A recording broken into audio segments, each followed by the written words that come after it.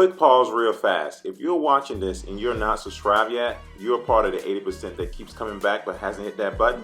Subscribing is free. It costs you nothing and it helps the channel more than you realize. I drop awesome content, real ownership stories, and honest takes you won't get anywhere else. So if you enjoyed this video, hit the subscribe button. Let's build something special together. What's up, everyone? You are on the C8 Speed 252 show. Scroll down, click that subscribe button, become part of this awesome community.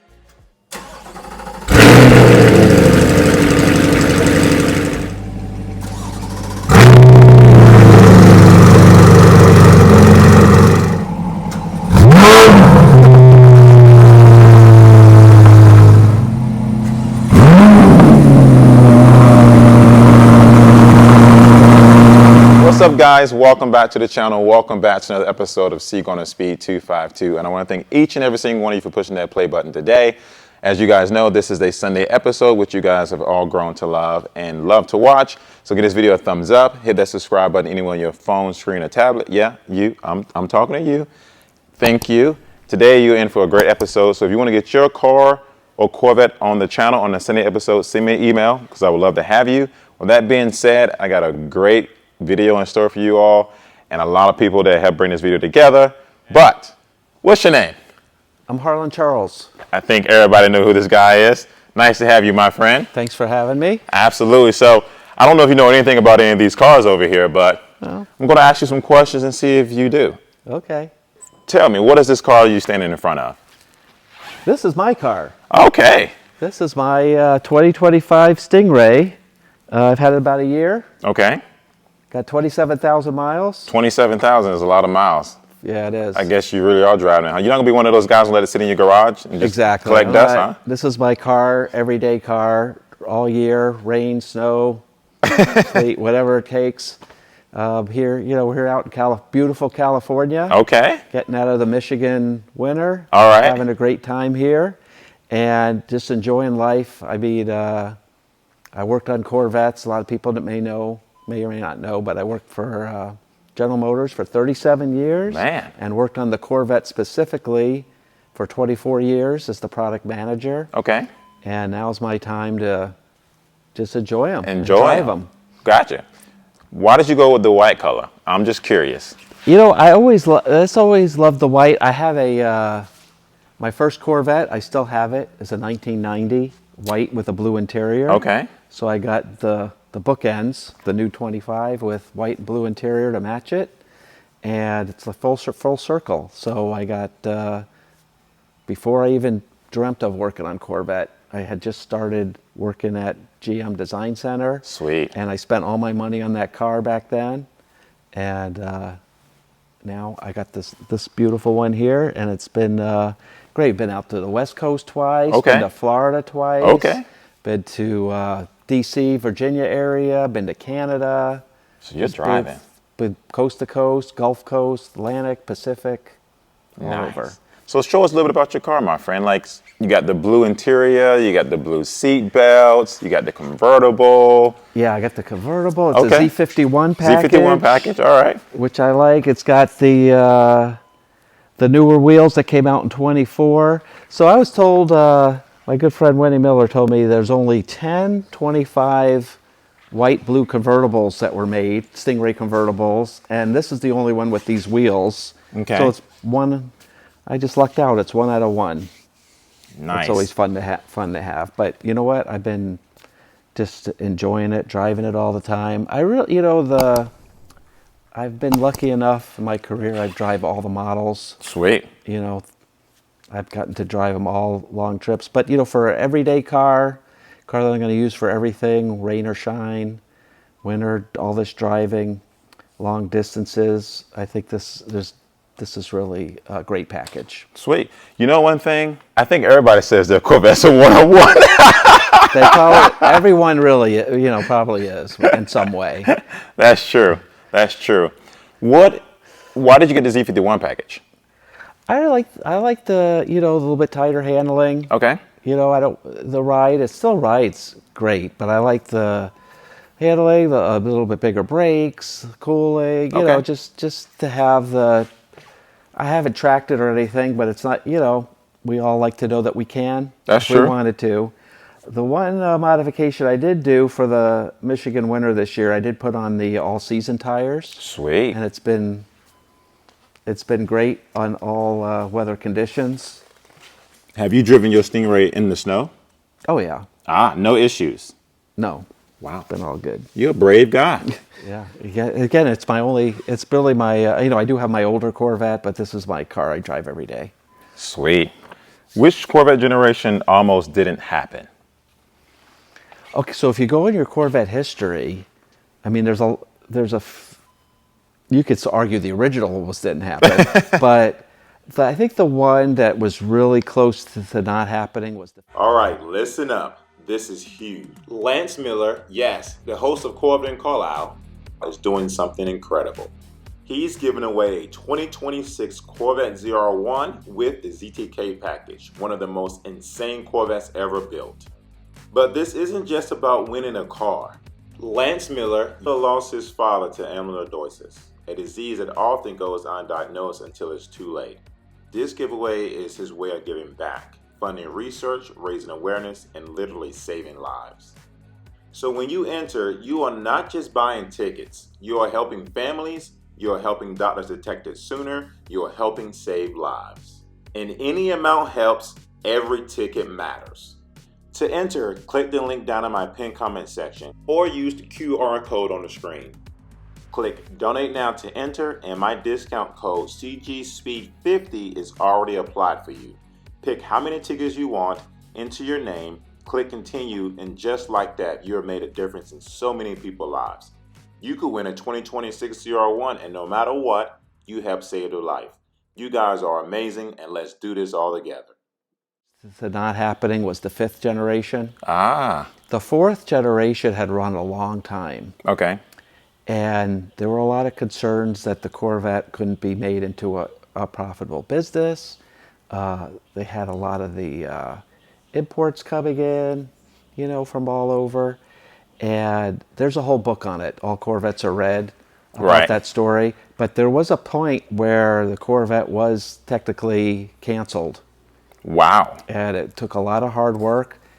People, like Perkins and Spielman and Dave Hill, those are the heroes that came up with the 5th generation car and a way to revitalize the Corvette and keep it going, and really owe them a debt of gratitude for keeping it. And then the one in my career, we had the bad time at General Motors, 2008 and 9, where the company basically was bankrupt, and we didn't have a 7th generation Corvette. Really? And there was nothing, we were told not to work on it. We did have, Wow. we were going to do a mid-engine car for the 7th generation. Wow. That was our plan, and it all got canceled.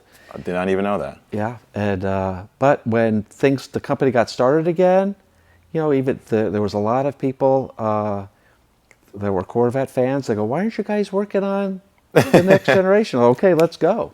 Okay, that's how you get it started. Yeah, that's how we got it started. And because we needed to do it in a hurry, the 7th generation ended up being such a great car. It was. So we had to wait one more generation to go Okay. to the mid-engine. So Gotcha. we did one more front engine generation, which it turned out to be a great car. It did. And then, but the work we had done solidified the 8th generation. I as the like mid-engine. that. I believe I always kind of say everything happened for a reason. Yeah. So it worked out great. What is the biggest myth about Corvette that drives you crazy? Well, one of them is like what we just talked about, especially the new Corvettes, that you can't drive them in the rain or the snow. Some people get to tell we did put windshield wipers on these cars. You can drive them. That's true. And I get it. Some people, it's like their baby. They want to keep it perfect. Right. And if that's the kind of person you are, hey, I'm not going to blame you or anything. But I got to tell you, there's so much fun. You don't have to, I always see that, what is that people will post? Oh, it's a sad day, it's the end of the summer. I'm putting my car away for the sleep. Right. And I'm like, why torture yourself? Get out there and drive it and enjoy yourself. So then, as a guy who is in the market to buy a new Corvette and they particularly want to drive in the rain and snow, which Corvette would be the best Corvette for that?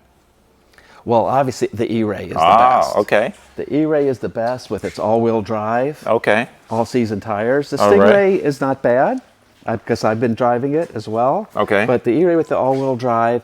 The other thing people worry about, well, first, the mid-engine car is a lot better at all-weather than the previous cars because Okay. you got the weight on the rear wheels where you get the traction. So you don't have the issues that we used to have with the front engine cars where you could lose traction and not be as balanced. And then the other thing people forget about Corvettes, there's hardly any steel in a Corvette. The body is composite. Okay. The chassis is aluminum. Okay. It's mostly aluminum all underneath the structure. So you're not going to have the concerns that you have with a lot of other cars with corrosion and things like that. It's actually probably one of the best cars to drive. And again, I get it. You know, people got to comment, "Oh my God, I never let my car see the rain or whatever." But, you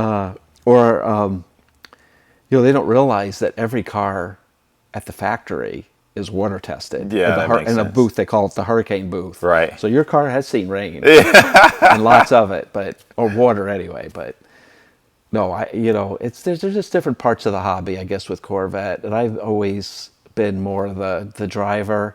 I had the chance to be invited. I was to the NCRS, National Corvette Restoration Sweet. Society, last year, and I had you know, these are the people that are meticulous. They keep their cars perfect, and I had to start off and say, "I'm sorry, I'm not a restorer. I'm a user-upper." Right. But hey, the other side of it, I still have my '90 Corvette. What's that? 36 years old. Yeah, absolutely. Going on 37.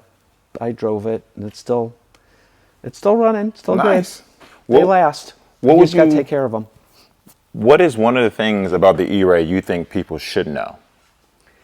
Well, the other big bit, you could almost make a whole category. The things I read about the E-Ray, people really, I think, didn't understand it. When we were developing the E-Ray, it really goes back to like 2014. People don't realize this car was in development a long time. And it was going to be the first Corvette with some part of electrification. Right. What we didn't know was going to happen is all this EV stuff, where it almost became like political to some people. Yeah, it's become true. this whole thing. And the E-Ray is not a plug-in electric car. So many people... Good to know. People think you have to plug it in, or people think it's all electric. No, you still got that small block V8 Right. behind you that does most of the power. But we studied doing an all-wheel drive Corvette. A lot of people had always thought that was the next step of the evolution of the Corvette, to have all-wheel drive.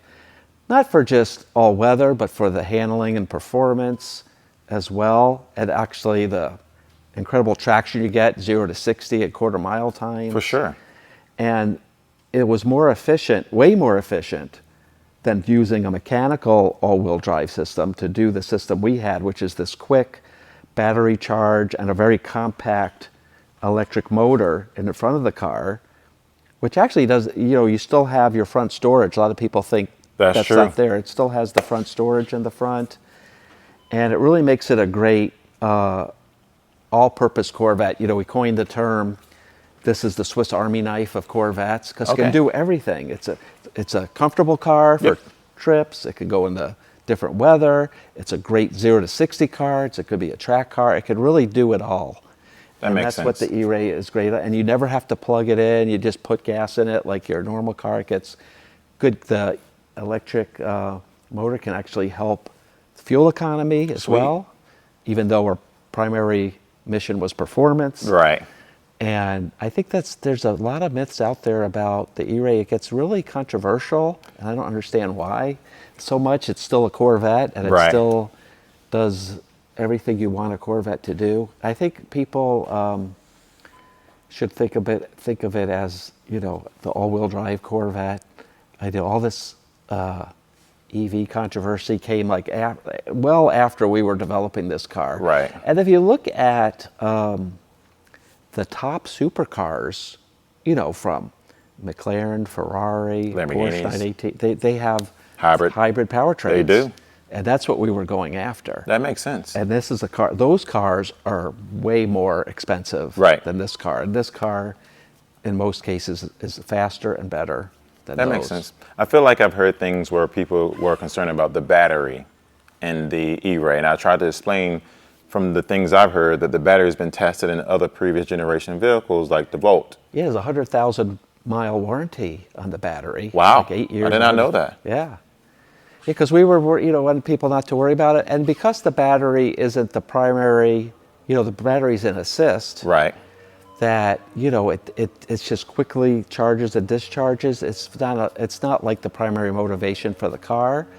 So over time, it's going to be very, useful, reliable. Even if the battery, loses some of its range, again, you're not driving it. You can drive it in stealth mode as a battery only for a short distance, but we're only talking about a few miles. Okay. 2 to 4. So if that goes, that's not its primary purpose. That's more so you can kind of, sneak out of the neighborhood or whatever.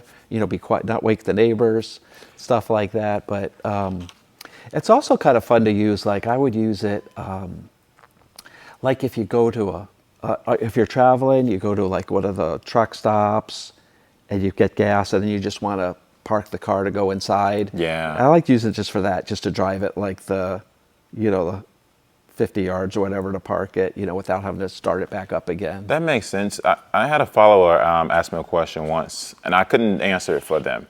If you were to run out of gas in an E-Ray, can you still get to the gas pump? Say, for instance, the car shuts off at the gas pump. Can you still get the car to the gas pump if it's completely out of gas with the electrical system? You can for a few miles. Okay, Again, it doesn't have a huge range. Okay, but cool. you could for, I think we say like up to 4 or 5 miles. Nice, good to know. But yeah, if you're close, you can do that. Nice. Well, because I ran out of gas once in my Z06, and I didn't have any hybrid system to get to the gas pump, so I'll say that story for another day. People already heard about it. But yeah, I was curious. Somebody asked that question, so I just wanted to get it answered. Yeah, you could. If you can redo one thing on a Corvette, what would it be and why? If you could redo one thing. Wow. That's a good one. I think for the most part, I've been very fortunate. A lot of the cars we worked on our team have come out the way we wanted. I mean, it's only like little tiny things here and there. Okay. Like I just give you a couple examples of things that I kind of lost. I'll say that I lost, but that I fought for that didn't happen. Like the new interior of the 26. Okay. One of the things I really thought that Corvette customers, even though the argument was, well, for cup holders, people leave it open all the time. You're always using it. And that's kind of true. But, we take our cars to events, to shows, things like that. I always liked it finished off. And that was something we had developed, but it didn't make it to the car, to the production. And like we had little things like the seats being able to easily dump forward. Like little things like that. In general, the basic car, though, I think, I'm just talking about nitpicky things. Yeah, absolutely. I mean, some of the displays, some of the PDR stuff, there's little things in there, little things, to make it, we fight over how the displays looked, how the tack looks, how the, just little tiny details. But overall, I think 99.9% is like, I think, dream come true, really. Yeah, absolutely. I can see that. Yeah, I would definitely say after doing some reviews on the 2026 interior, one of the things that people dislike the most is that the cup holders are not covered. It's a thing. I mean, I everybody would be surprised if somebody aftermarket. Does that. Yeah, I can see that. Now that you own a Corvette, your own personal one, what's your favorite thing about it? Other than driving it, because we clearly know you know how to do that. Oh yeah, I love driving it. There is, I've had so many Corvettes through work, and and I always thought they were my cars. Okay. But they're really, I had to give them back. Right. I was like, what? But you're taking them back, but there is something to be said about how it just, everything seems so much, when it's your car, it's yours, you take care of it, you make sure, there's something about having your own that's right. extra special, and it becomes part of your life. Right. Just like my 90 and this one, they're like, you kind of bond with it. There's like a time. Yeah. It's kind of part of you. I always like the, you know, there's so many like movies and things where somebody has their car, you know, the old Speed Racer cartoons. Oh yeah. Or Knight Rider, you know, and that car, you know, where the car is a character in your story, and that's kind of how it is in your life. The car becomes part of your life. No, I agree. You know, it's interesting that you're saying that. It goes back to why I make these Sunday episodes. My main quote for the Sunday episodes is that every car has a story, every person has a story, and those are two wonderful stories that should be shared. Exactly. So I like that piece of it for sure. And that's with Corvettes. Like, you always think about when these cars come off the factory line or whatever, that each one of these cars is going to have some kind of story, even more than anything. You know, of course, people love all different kinds of cars, but Corvettes especially, right. Every one is cherished in its own way, you know. Right. And it's going to have an adventure. There's going to be adventures with that car, one way or the other. For sure. So that you mentioned that we have 4 C8s in front of us. We have a Stingray, we have an E-Ray, we have a Z06 and a ZR1. Tell me one of your favorite things about each car, starting with the ZR1. Wow. Well. And that will CGS 252, and that will be able to get you a quote, and it's the best insurance. It is. A lot of people love it. I mean, save a lot of money. Save a lot of money. Save a lot of money. I mean, it was a ridiculous amount that we saved. Exactly. I couldn't believe it. I jumped on it, and I used your code, jumped on it right away. I want to take a minute to talk about my sponsor, NCM, better known as the National Corvette Museum Insurance. If you own a performance or collectible car, this is hands down one of the best insurance options out there, and is way more affordable than most people expect. Whether you drive a Corvette, Lamborghini, Porsche, or any other collectible car, NCM specializes in vehicles like ours. They understand the value, the performance, and how these cars are actually driven, not just treated like a daily driver. Oh, and guess what? My subscribers have saved over $3,000 a year just by switching their insurance to NCM. They got the same or better coverage for $1,000 less out of pocket. Here's how easy it is. Click Get a Quote. It's 100% free, and as you're filling out your information from the link in my comment section or description, make sure you add CGS252 in your comment section as you fill out your information so they know that I sent you. After that, you'll get an email and a call breaking down exactly how much money you will save. If you're already paying too much for insurance on a high performance or collectible car, you owe it to yourself to check this out. Click Get a Quote, use CGS252, and see how much money you could be saving. ZR1. Wow. Well, the ZR1, of course, you got to start with 1,064. I mean, that's just the number that trumps everything. But I love of course, I love the wing, the ZTK package, or the Aero package. That really sets off the ZR1. And this one, too, with that we were able to bring back the split window. Oh, yeah. Look, Absolutely. where you can see stunning. the engine, and it has and it's not just a split window for design, it actually is functional. We did that on the C8R race car, had that too. Sweet. With the vents. They use it for ventilation for the engine compartment as well. And then the special hood, too, with the the flow-through hood. Yeah. That really sets it apart.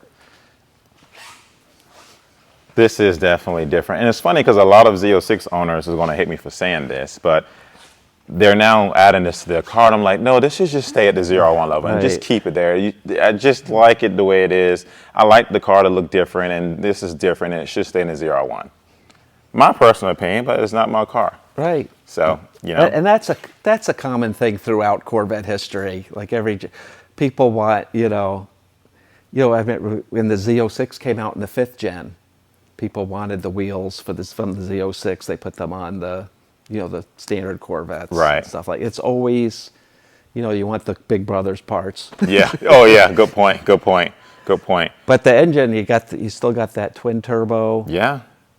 And I do like, we can talk about the sound. Of course, everybody, the Z06 sound is amazing. But I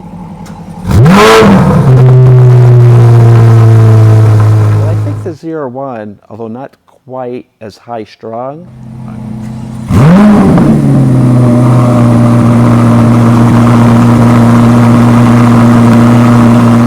has kind of its own unique, kind of more of a bass sound. I like that. that just it's kind of got its own kind of confident rumble to it. Yeah, I like that. So then, now speaking of the Z06, what would be one of your favorite things about the Z06? Well, the favorite is the crazy red line, 8500, Okay. or 8600. You wind it up. Yeah. And the way it starts.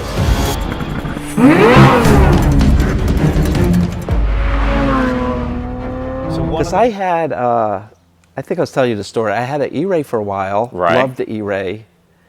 And I go, this is the car I have to have. This is the best overall car. We were just talking about it, all the things it could do. But then I got a chance, I'm going to get back into a Z06. And as soon as I started, I was like, oh my God, how can I live without this sound? It's just so wonderful. And I really love the 70th anniversary edition that this car has, with the pearl white and the ceramic leather inside, the interior. This is really a special car. I agree. This is the Z06 to have, I think, the 70th anniversary. I agree. Such a beautiful car. But the Z06, every time you're in it, it's like an event. You feel like you're I ready, can agree with you're that. ready for the Yes. 24 hours of Le Mans. You get in that car.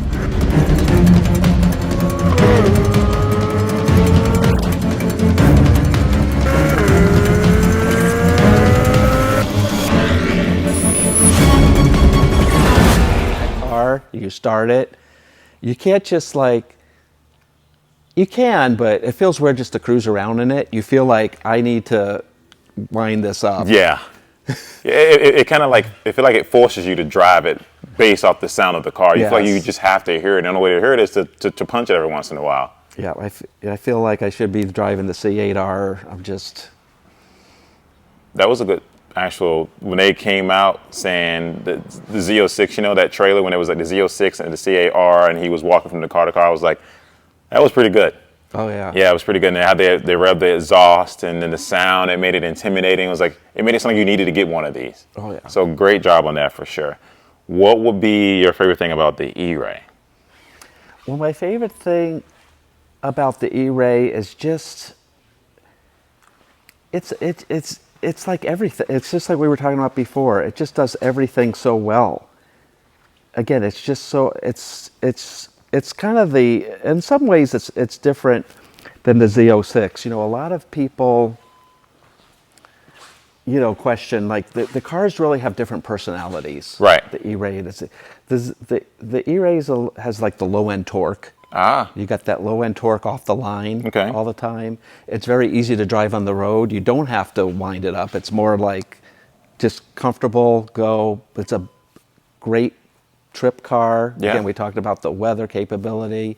Still gets fuel economy pretty close to the Stingray, about the same, but you got 655 horsepower. Yeah, I was a little jealous when y'all came out with that 650 horsepower, bringing it so close to the Z06. I was like, wait, what? And the 0 to 60 is actually just a tick quicker than the Z06. No, you just hurt my feelings. Anytime somebody posts about it in some chats, I don't want to hear that. I bought the Z06 because I wanted to be quicker than the E-Ray.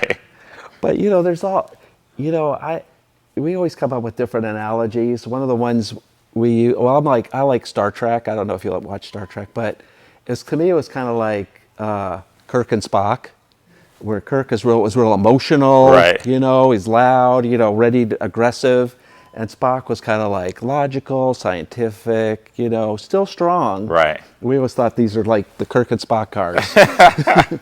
They're just different. They're both heroes. Yeah. But they go about it in a different way. Oh, I like that. They got different personalities. Yeah, that's a beautiful way to explain it. I couldn't have done it any better. Right. Now, what about the Stingray? The Stingray is also very versatile, of course. We talk about, of course, I love all the Corvettes. Yeah, for sure. But the most unique car, I feel, in the market, and especially in the sports car department, but in general, is the Stingray. Why is that? There's nobody that can do a car like this for that price point that a lot of people can have. Their dream car can have this exotic, mid-engine, ultimate sports car that you can drive every day. It's got the two trunks, you can get the coupe or the convertible, right? And you can just and you're still faster than 99% of the cars you're going to come across. That's true. And you can have a lot of fun. Like I said, I really love driving the Stingray on the mountain roads, twisty roads. It's lighter. It's a bit lighter. It's more nimble. You know, it's not as wide, but it's just a great. It's just the most unique car. This is the car that we talked about that nobody else in the world can do. That we were the only ones who could do a car at a Corvette, traditional Corvette price point. Yeah. Mid-engine supercar, does all the things that people loved about Corvettes throughout history. Right. But we've added that exotic mid-engine performance, balance, visibility, center of gravity, acceleration, still under 3 seconds, 0 to 60. Really good. And it's just a great all-around car. And for me, as I'm using it as my 100% daily driver, I'm not driving anything else pretty much, unless I bring my old one out, you know, for a couple times. But in general, this is my car for everything. I can't think of a better daily driver car I could have. Nice. That's a good point. I mean, I remember when we heard the rumors and stuff about this car, and everybody was like, there's no way they can build this car for XYZ price. It's going to be six figures. It's going to be this. And then they said $59,995. The world went crazy. World went crazy. World went crazy. And it was such a big secret. Even within the company, there were people that were on the team, you know, when we did that reveal in Tustin, when they heard Mark Royce announce that, there were certain people on the team in engineering, whatever, they've been focused on the car. Right. They're like, what? I didn't know it was going to cost that. Everybody's like, I'm going to get one. I need to get one.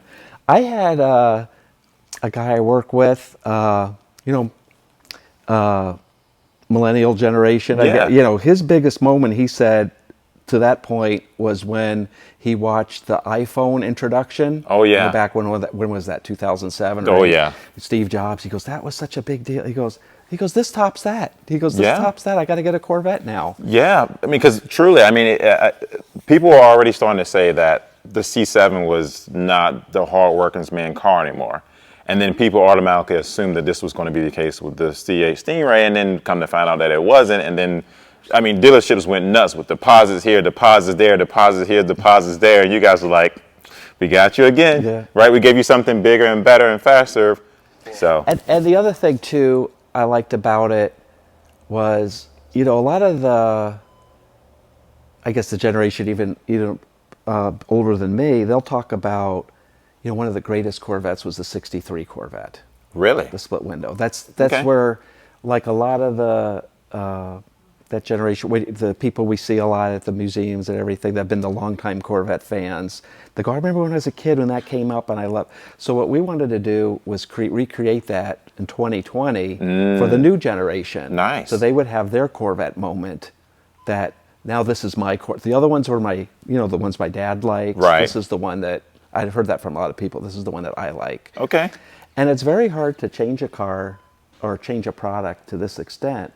And we're able to get these new customers. Yeah. But also, we have people that say, well, Zora promised me a mid-engine car, you know, back in 1960, whatever, and now we finally have it. Right. So we're able to excite a whole new bunch of customers, and then traditional customers are also like, well, you made my dream. This is what I've been waiting for. This is my dream come true. Speaking of that, one of the questions I wanted to ask was, what?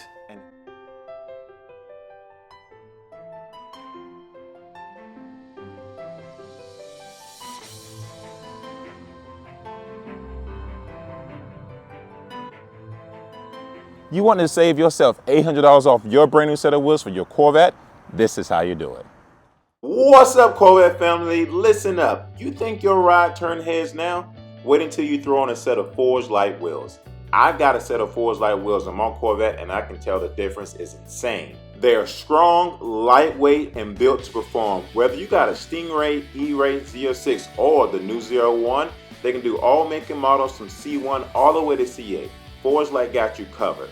They can design whatever you want, however you want, in any color. And they are just not wheels. You get free ceramic coating, free lug nuts, and free shipping. Plus, these wheels will make your Corvette stand out above all the other Corvettes with factory wheel setup. I'm giving you $800 off with my personal code CGarner. Just type in www.wheeldesigners.com. Contact Jose right now at 714 588-2958 to lock in your discount and take your Corvette to the next level. Trust me, this is the upgrade that you've been all waiting for.